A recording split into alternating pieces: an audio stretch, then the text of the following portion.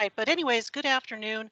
Um, I'd like to I have a presentation to get through and to answer some of the questions that you all have asked, and then we'll give you some time too to ask some questions that might come up as of today. But one of the things I want to remind you guys is, this time is for us. So if you will, please forward your phone, use your tools, stay engaged, and most importantly right now, because I can see several of you are not, please mute your microphone so that we don't hear people coming into your office and asking you financial aid questions like they do to me all the time. And don't put us on hold if you are on the phone, because we may get your hold music. So as fun as that might be, it makes it so we can't do our presentation. So check those things real quick, and we're going to go ahead and get started. Lisa, before you start, Sure. I'd just like to interrupt and just let everyone know that this session is being recorded, so you will have access to it for future use. Yep, that's Thank you. that's yep. Thanks, Brenda. That's a good point. So if you miss anything, you can definitely go back and watch and get. And we'll also have copies of the handouts as well for you to have, to use in your office. So, all right. Well, let's go ahead and talk about FISAP. Most of you probably do know what the FISAP is, but for those of you who don't, um, the FISAP is an annual report where we are going to report on what we paid out to students in campus-based funds last year and where we're going to request funds for the upcoming year. I'm embarrassed to tell you that it was several years of being a financial aid officer before I knew what FISAP stood for. So you can see it here on the screen where I've bolded the parts that make up FISAP. It's the fiscal operations report and the application to participate. So now you guys know if you didn't know. Typically, this report, of course, is due every October 1, but being the year that we are in, the feds have given us an extension, and we can still get in our FISAP on time by November 2nd. So I think most of you probably have it done. I'm going to say that confidently. Mine's not done, though, so if it makes you feel any better, mine is definitely not done. Oh, someone can't see my Lisa. screen. Hang on. Yep. I was just going to let you know they can't see the screen. Let me try again. I'll tell you, it's probably when I lost the internet connection. I wasn't sure if it was my internet connection, so I was waiting to see if others said they couldn't see it. That's not what I want, I don't think. We can see it. I can see it. You can see the presentation? I can. Okay. All right. So again, thank you for letting me know right away that you couldn't see it. But yes, we are we just mentioning that the due date is November 2nd. All right. Did you guys see me change the slide all right? Yeah. Okay. All right. Before you get started with the FISAP, there really is some cleanup stuff you really need to work on first. One is make sure that you've reconciled your Pell, your SEOG, and your work study. Make sure you're in balance with your business office before you get started. It'll make the job go a lot easier. Another important thing for work study purposes, you do need to update that CWS earnings field that is on the AIDE screen. Typically, if you are a school that allows your payroll department to update this automatically when they post payroll for your students, um, that box is going to be grayed out on the AIDE screen. You can't get to it. However, you can override that temporarily so that you can get to it to make any adjustments if it has gotten out of sync with the amount that the student actually received for the year. So all you need to do is go to the FAAP screen and switch that maintain CWS earnings field temporarily to Y, which means you're going to maintain that field for the moment, and then adjust that CWS earnings field on AIDE and make sure that you're in balance with what you actually expended on each student. That's going to be really important when you get to the part where you're going to report work study using the PRDR screen in colleagues. So that being said, don't forget once you're done balancing, make sure you go back and switch that back to a no on FAAP. Now, if your payroll department doesn't automatically update that field for you, then it's already sent to a Y on FAAP and there's nothing you need to do. You can just go in and make your adjustments. Couple other things you're going to need. One is you're going to need to know the unduplicated head count. At GTCC, that means I go to my institutional research department and I ask them for this figure. You may also be able to get this by running your own query. So whatever works best for you is just fine, of course. The other field that we need to have is the total amount of tuition and fees for the past year. Again, at GTCC, what we do here is our business office will give us that information. I don't know that there's actually any queries that we can run on our side, but they can pull that together for you. And what I like to do, and you'll see here in this next example here, is I like to send a copy of the directions from the actual FISAP itself when I ask for that information from my business office, so that there's no mystery about exactly what tuition and fees we need. This will go into enough detail if your business office can utilize that to make sure that you're getting accurate data. So let's get into the FISAP now. Now that you've gotten all this pre-work out of the way, you need to start filling it out. And part one is just pretty basic stuff. This is just your name and your president's name, that sort of thing. And then when you get into part two, that's really where you're starting to get into the meat of the FISAP.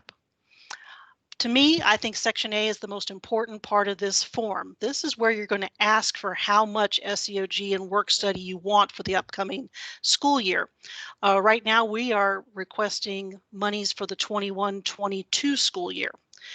Now, keep in mind, and I have preached on this before, if you've ever listened to me, the formula for giving out SEOG and work study by the Department of Education, the allocation is very outdated. It is based on an outdated formula that gives preference to those schools that were in the programs early. And actually, that was on purpose. The schools that were in early, they had their SEOG and work study, and then there were some changes in the formula where they were going to try to make sure that schools that served low-income students would get a good portion of this, because this is where they wanted the funds to go to. However, this scared these old schools, and so they convinced Congress to write into it where they would get a base guarantee. This is a base amount that they get just for being them, basically. And we get a base amount too, but because we've come in later into the programs, our base amount isn't nearly as large as some of those earlier schools. And so it was a way to make sure that they didn't lose those funds. So that's why it's important that we are very accurate in filling out our FISAP, because we do have to scramble to try to get whatever leftover funds are available after that base allotment. Now, you may be surprised to see that at my school, I ask for $1 million every single year for work study and for SEOG each. Now you're like, Lisa, you can't possibly spend all that money. Well, maybe I can't, but I also don't want to get into the business where I didn't ask for enough. Because again, they will only give you the amount that you qualify for. If I don't qualify for $1 million, they're not going to give GTCC $1 million. So I just want to make sure it's big enough that I get all that could possibly be allotted to my school. One of the things that you have to be careful of is that you make your request too low, they will give you exactly what you asked for. So for example, after it's all said and done, it shows that your school could get $100,000 in SEOG. Well, if you ask for 50,000, they are only going to give you 50,000. So that's why it's important to ask for a little bit more. And why is it important that we get as much as we can? Well, we know that as community colleges, we do serve a lower income population in general.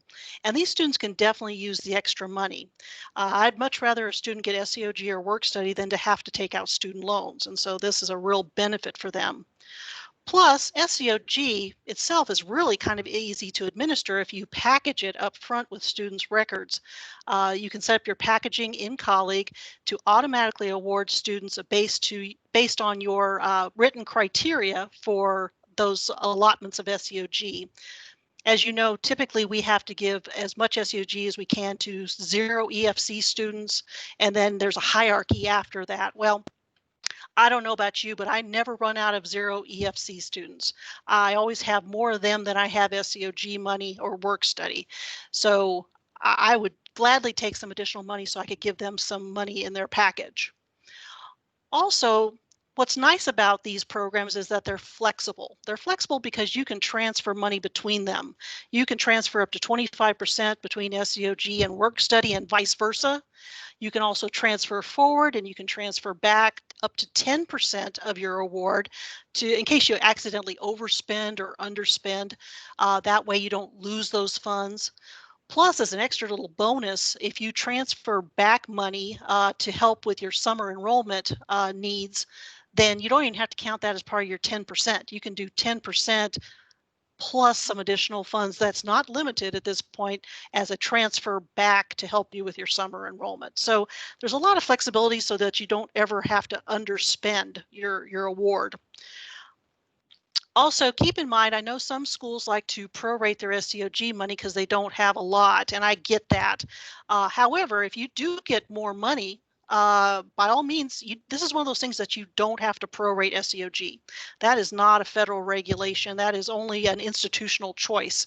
So you can get out of the business of doing that, and you'll spend more money if you're worried about underspending. And of course, you can always change your criteria, your awarding package to offer more money if you were to be awarded more money. You know, instead of giving them $250 or $500 for the whole school year, you could give them $1,000 and it'd be a lot easier to spend. So under part 2, section D, question 7, that's where you put your unduplicated head count that you're going to get from either your institutional research department or whatever department is appropriate on your campus.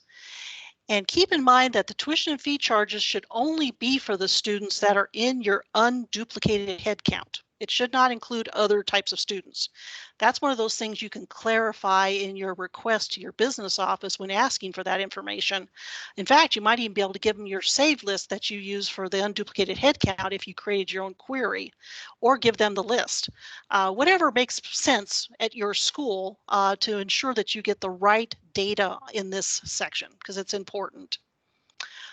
Also, section E, question 24, that's where it's going to ask about those state grants where the state selects the recipients and that we don't.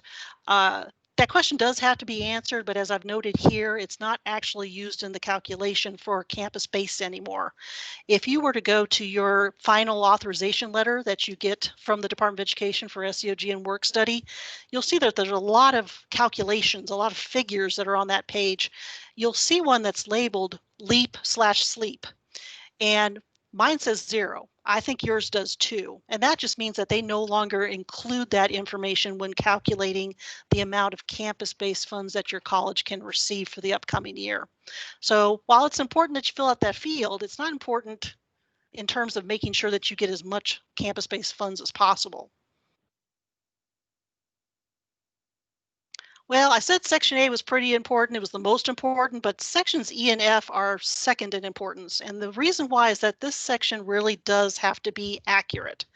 The amount of campus-based funding you receive really boils down to the information you provide in 3 areas: the tuition and fee question, the Pell Grant question, where it asks for our total Pell expenditures for the year, and the number of eligible aid applicants you have at your college. Those 3 things are what are used in the calculation. And if you want to see how that plays out at your college, you can go to this link here to see how that is calculated in detail. It might make your eyes cross a little bit, but you math lovers will probably enjoy it. And you can go through and see exactly how campus-based funds are calculated for your college. So again, just really important to have accurate data in these 3 fields. Section F is probably the area of the FISAP that might be the most problematic for schools. And it seems like it might be easy. It's just asking for our eligible aid applicants. But I know from experience that I generally see when errors are made in this area, it's due to 2 reasons. Either the college is counting up the number of FAFSAs they've received for the previous year and not taking into account whether they actually enrolled in your college at any point during the school year, or and that means in that case what will happen is you're going to over-report how many eligible aid applicants they are, because again, they can only be eligible if they attend. And then the opposite happens. You undercount it by just reporting the number of eligible aid applicants that received aid at your school. I've seen schools that have done that by mistake as well. That will definitely cut your funding for the upcoming year if you only report the students who received money. So you got to get somewhere in the middle where the student has done the FAFSA, they enrolled at some point during the school year, and that they were eligible, and eligibility we'll talk about here on the next page. But in order to get this information, I'm going to refer to Brandy's FISAP presentation, and there's a link to it at the end of our presentation today, where she goes into some detail about how to create the queries that are used to run EAAP. So here's a little bit more fleshed out information about what is an eligible aid applicant. Again, it's someone who's been enrolled in at least one credit of a Title IV eligible degree-seeking academic or training program, and it's on your college's ECAR as eligible. They've met the the citizenship requirements for the award year, and that they have an official EFC. Those are the criteria that are described in the directions for the FISAP. So I've just copy pasted them and put them in our presentation today. So any students meeting that above criteria should be included, and that's going to include students who didn't get any funds. So for example, a student who applied and attended but was not making satisfactory progress, so they never got any money. Or at your school, you don't do student loans, so they didn't qualify for grants, so they got no money. You still do count them because they were an eligible aid applicant. So again, really important information because that's going to decide how much aid you're going to get in the future from the campus-based programs. And I'll point out too that the auto zero EFCs are really important. They factor heavily into the calculation of your campus-based eligibility. The more you have, the better off you are. Again, Congress's intent was to ensure that colleges that serve low-income students would get some of this money. We don't get all of it again because of the base guarantee, unfortunately, but we try to get as much of our share as we can by proving that we serve a low-income population, and those auto zero EFCs do that for us. So that points out just another fact, and this is something you should do throughout the year, is that when you're performing verification, it's really good to check whether or not the student has accurately answered that question about whether they could filed a Schedule 1 or did not. If they filed a Schedule 1, then they don't qualify for an auto zero EFC, and then vice versa. So if that's been answered incorrectly, be sure to correct that answer on your FAFSA and resubmit it. Even though it might not change their EFC, it might change them from just a plain old zero EFC to an auto zero EFC. And again, that counts better in your calculation for future money. If you look in section B of part 4 in the SEOG section, the first part talks about how your funds can be moved around. It's the first question asks what's your final allocation, and then it asks a whole series of questions about whether you transferred money from this to that and that to this and how you used it. So this gives you really your outline on how your funds can be utilized for your year and for future years and even previous years.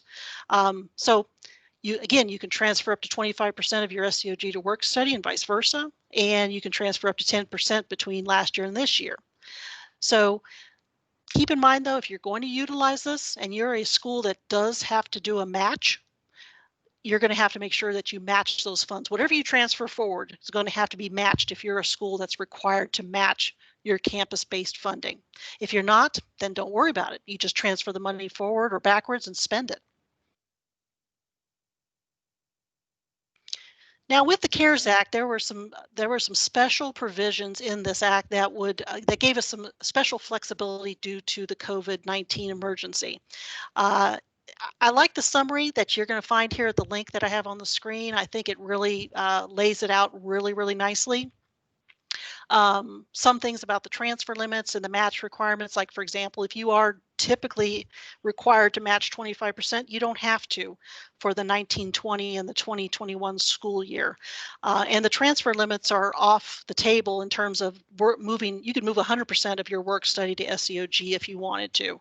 So there's definitely some flexibility for both the 1920 and the 2021 school years. So check this out to make sure you're utilizing it. if you need to.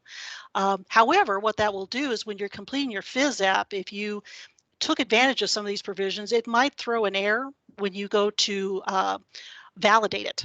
If that happens, don't let that worry you too much. You don't need to go back and change the figures, but you do need to provide just a short explanation about why you did that. You know, something along the lines of, I utilized the CARES, Act allotment that allows me to to spend these funds in another area, for example. You'll come up with some good wording if you need to use that. Now, in terms of matching, I want to talk a little bit about matching because I know that I've talked with several schools and they're not, oftentimes they have to let their business office do that, and that's okay. They have to do the calculation for them, but I'm going to show you how to do the calculation yourself so you can own this for yourself. If you're a Title III eligible institution, and that doesn't mean that you're that's just the ones who are getting Title III grants. It could be that your institution has met the requirements to be considered for a Title III grant. If you fall into that category, then you have the option of not matching, and that's what we do here at GTCC. We're a Title III eligible institution, and we don't do the match. So that it's not a big deal if you match or not match in that case. You can do it if you want to, and we'll talk about what that looks like here in just a minute. But if you want to do the calculation when you get your authorization to figure out how much you can actually spend on students, all you need to do is you take your authorization and you divide it by 1.05 to figure out how much you can spend. And you'll see here under the example, I use the example where the authorization is $100,000. If you divide that by 1.05, that gives you $95,238.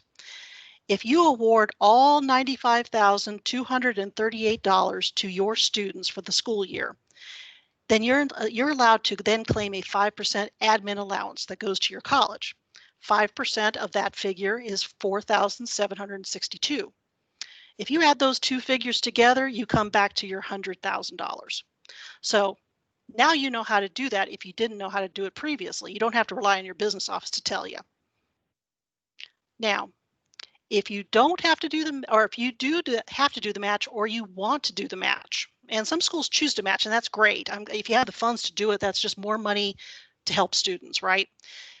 Again, I'm going to use that same example of $100,000. What we want to do now is to figure out what $100,000 is 80% of, because 80% is 75% plus your 5% admin fee.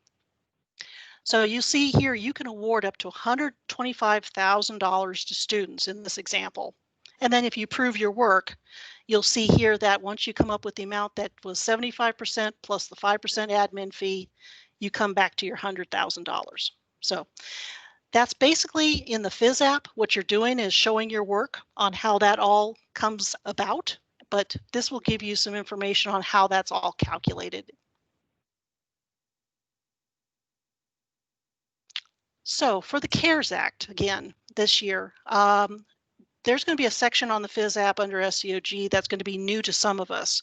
For those schools that have been through hurricanes or other natural disasters, you are probably aware of this section. But for those of us who haven't, this was a new section for me this year too. This is how we need to account to the Department of Education how we spent SEOG as emergency funds. If you recall, in the CARES Act, we were allowed to use SEOG money for emergency grants, and it allowed us to go outside our normal hierarchy of awarding funds first to SEOG students to students who had 0 EFCs.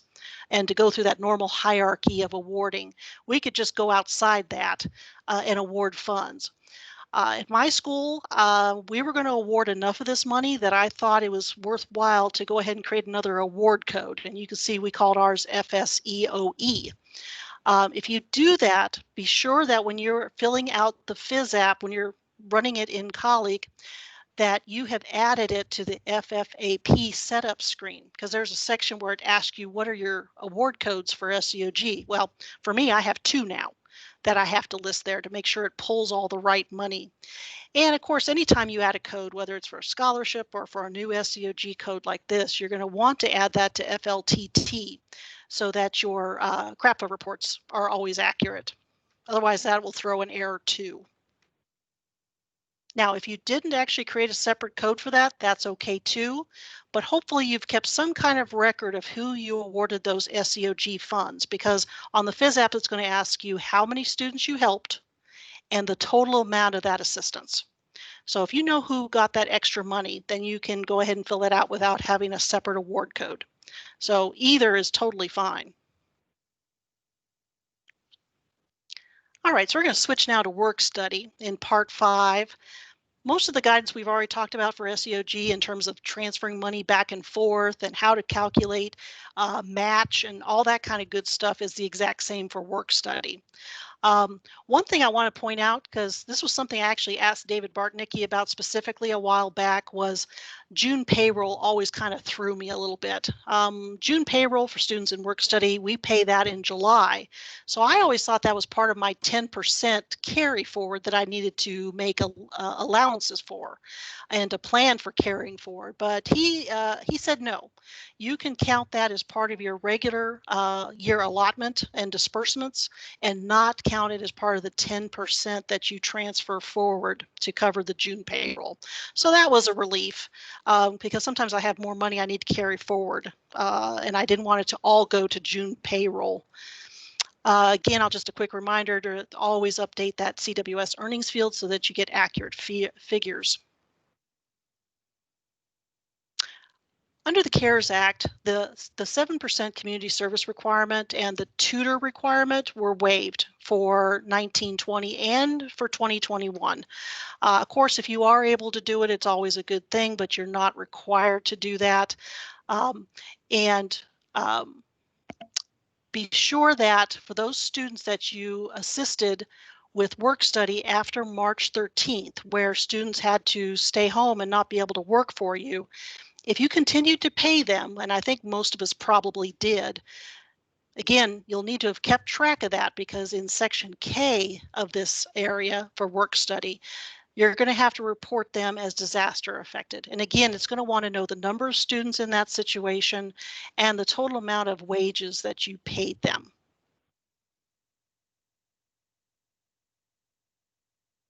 All right, so part 6. Now part 6 is our program summary. This is where we report the work study and the SEOG recipients by income. And so it goes into a grid where it shows where the students, if they received SEOG, that they had an income of 0 to $4.99 or whatever it is. Anyways, it breaks it up by those income grids, and luckily we don't have to sit down and do that manually. The PRDR screen does that for us, but again, you don't want to just run this wide open, although it probably, if anywhere, it would probably work best here if you did it.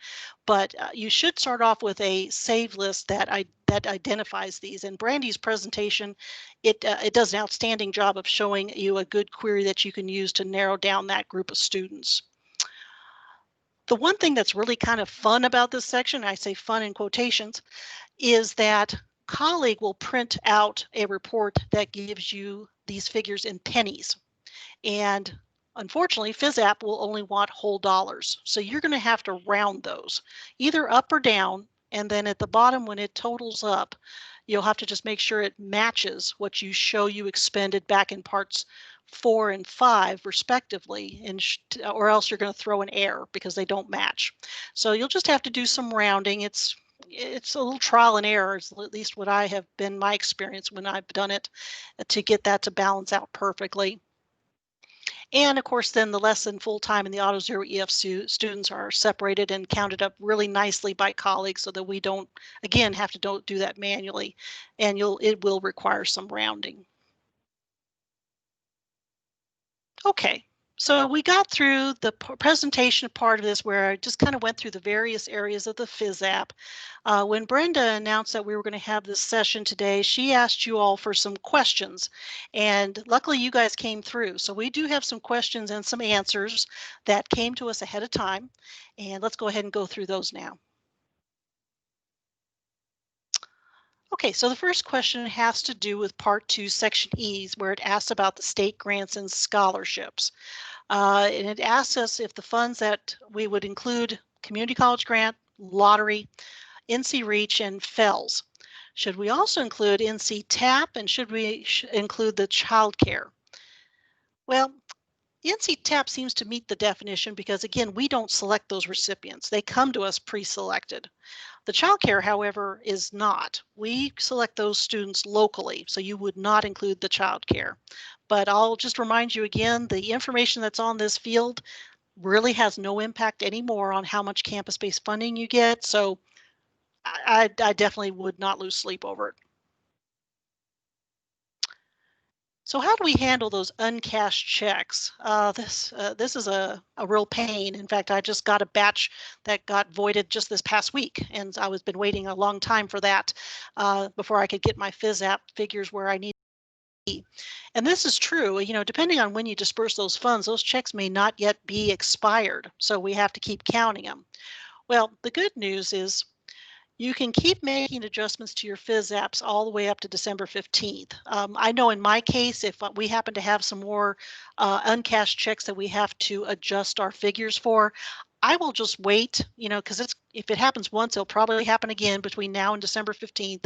And then on right around December 15th, I'll go in and just make an adjustment for all those changes.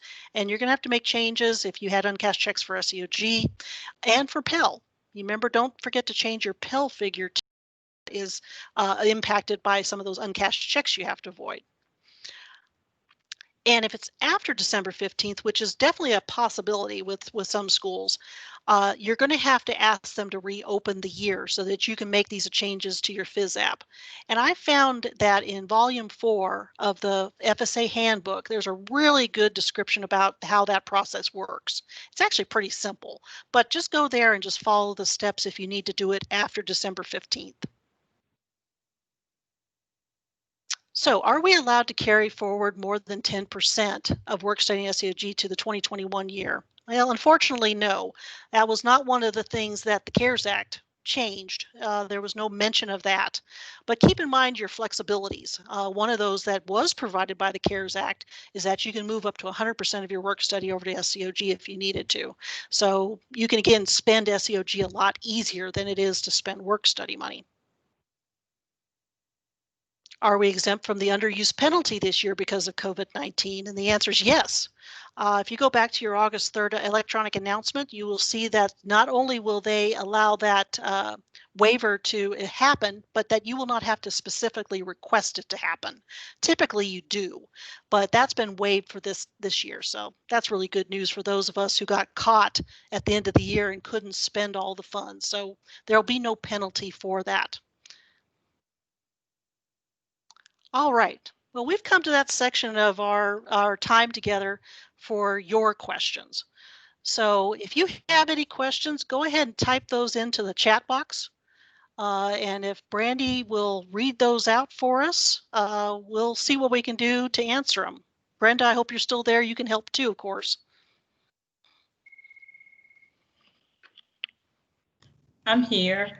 As we're waiting for those questions to come in, I just want to point out some reminders. Of course, November 2nd, we know what day that is.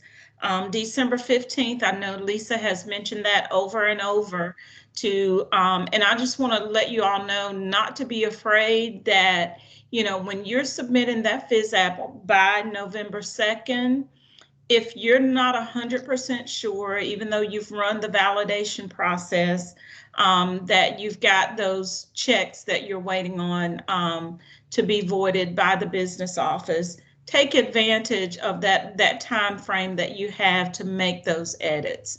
That's really important, and it also kind of frees your mind up a little bit. Around February of 2021, you should be looking for an announcement that includes that tells you about your tentative funding levels. So that is an opportunity for you to kind of jump and shout that, as Lisa said before, when you're asking for that $1 million and they send you 850,000 of that, you know, you're at least getting closer to your goal, you know, what monies that you can use to pay your students. And then around March, between March and the 1st of April, you're going to get your final allocations. So I just want to keep, just make you aware of those dates. It's something to look forward to. And I will turn it back over to Brandy to let us know if we've got any questions in the chat box.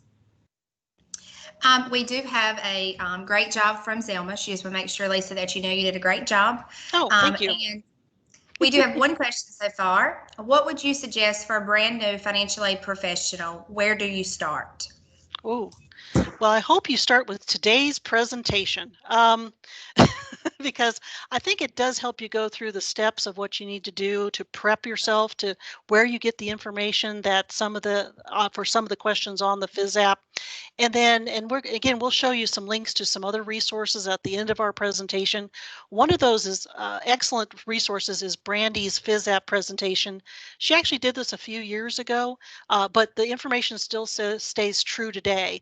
And it shows you how to set up your queries so that you can pull the right groups of students for each of your areas. And then if you still have questions after that, I know Brenda, she's new, and welcome, Brenda. We're glad to have you. But I know she would help you if you had any questions. And honestly, so would I. If you want to reach out to me and ask me something offline today, I'd be happy to help answer any questions you have. Absolutely. I'm also going to put a link in the chat box. This is a link for ServiceNow. This is where if you need assistance with colleague or things that don't just don't seem right and you need some assistance, that's really where we start to, is to put in a help desk ticket and we can sort of address it and triage it the way we need to. That's great. Yes. ServiceNow has a lot of information, a lot of things that for training and workshops out there. All you need to do is once you've gotten logged in is to type up in the search box, like for example, type FISAP, and you're going to see everything come up that Brandy has ever done about FISAP. And one of them will be that presentation that we're referencing.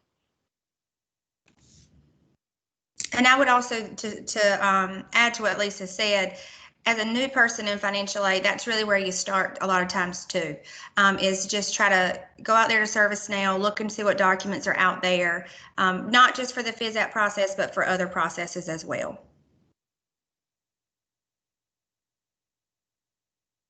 Okay, if any of you have any other questions, please go ahead and type them into the chat box. One thing I will mention is the genesis of this presentation had to do with the report that came out this past summer that allowed us to look how much campus-based funds every college in the United States received. We went through there and we narrowed it down to just the North Carolina community colleges. And given some of the amounts that some schools received, it looked as if there was either an issue with how much you were requesting or there was an issue with how much you reported for those three critical areas: tuition and fees, Pell Grant expenditures, and the eligible aid applicants section. When errors happen in there, it can impact how much campus-based funds you're getting for the next year. And campus-based funding is one of those generous areas where we have some latitude on how we give it out and who we give it to. And we don't have a lot of flexibility in our jobs, I'm afraid. Pell Grant is Pell Grant. You just give it out. Same thing for student loans if you participate in those. But SEOG and work study is a way to really help students who have unique or special needs. And so it gives you some extra latitude. One thing I'll mention too is if you used SEOG money for emergency purposes this past year for 1920, keep in mind that that latitude was also given to you for 2021. So you can still use some of your SEOG for emergency purposes for students who don't have zero EFCs and to really help them out. So that's just one of those things in your tool bag that you need to keep in mind when you're working with students. Brandy, did we get any more questions? We have not. Okay, well, I must have been so darn thorough that it wasn't necessary for anyone to ask any questions. I say that, I'm joking, okay? Let me go on to the next page here, though. If you have a question, go ahead and type it in. Just some great tips. Don't forget to validate. That's one of the last steps when you're on the FAFSA website, which keep in mind now, you're going to get to that through the COD website. If you We've I think, only been through one iteration of this where you had to go through COD to get to it. So don't forget that's where it lives. You're going to need to validate it, and that will show you whether or not there's any errors that you need to either one, fix, or two, explain. And that you'll have a little comment box where you can explain errors. And you may get some, again, depending on how you utilized your funds this past year with those CARES Act, things that they gave us to do. Those edits, even though you need to meet that requirement of November 2nd to get your FAFSA in, you can continue to make edits without reopening the year through December 15th. So be sure to do that if you need to. Remember the round up or round down on that PRDR report so that you put the right amount of money on the FISAP. Always reconcile monthly. If you're not doing this, I cannot emphasize this enough. It's so important to reconcile monthly so that you know where you're at. And that is not just Pell or loans or work study and SEOG. I would encourage you to do it for state grants as well. For the community college grant and the lottery and for those other funds. It just makes the end of the year so much easier. And you and your business office could be on the same page for a change and not be at each other's throats because they need to write checks and there's not enough money to draw down. And this really keeps you on track. So try to utilize that if you can. And then be sure to thank those people on your team that work with you, whether that's the business office, your institutional research department, or your coworkers for getting that information all set up and ready to use for your works, for your FISAP. Here's some good information about some your COD school relations contacts. These are folks that could help you on the federal side with your FISAP questions. So here's a good resource for that. And here's that page I've been talking about since the beginning with some additional resources that will help you with your FISAP, especially if you are new to this. Utilize some of this information to help you out, or, again, talk to Brenda, talk to me, talk to the financial aid officer down the road that you trade information with, and we can help you with this. So again, this is a great list of resources to help you out. So Lisa, we do have a suggestion. Zelma mentioned, can I suggest a webinar training for monthly reconciliations with business office? I think that would be great for the 58 colleges. Yeah, that does sound like a good one. Brenda, I hope you heard that. I heard it and I've written that down. Fantastic. Good suggestion, Zilma. That is good.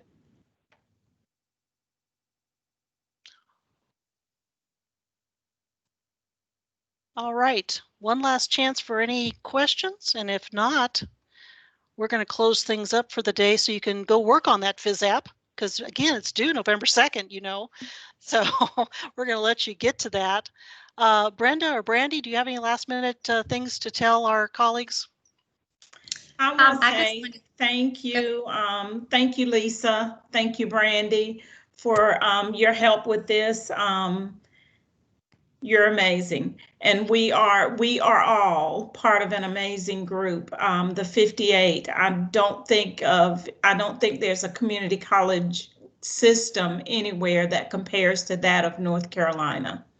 Agreed. Lisa, I just want to say you've done a great job today. I have learned some things about FISAP that I wasn't even aware of. And I just want to thank you for doing this presentation for us. Oh, well, you're very welcome. I will say that I've been doing these for 33 years now. And the first 5 years I worked for a consulting firm where I had to do 30 of them a year. So this is one of those areas where I feel pretty comfortable with FISAP because I've done a lot of them. So if you guys have any questions after this session, send them to Brenda, send them to me. We will definitely see what we can do to help you out and get you over the hump to get that FISAP done on time. So with that, I want to thank you all for joining us today and spending time with us. And we will again try to do more of these sessions now that we have some suggestions for them. And happy FISAP season. Have a good day. Thank you.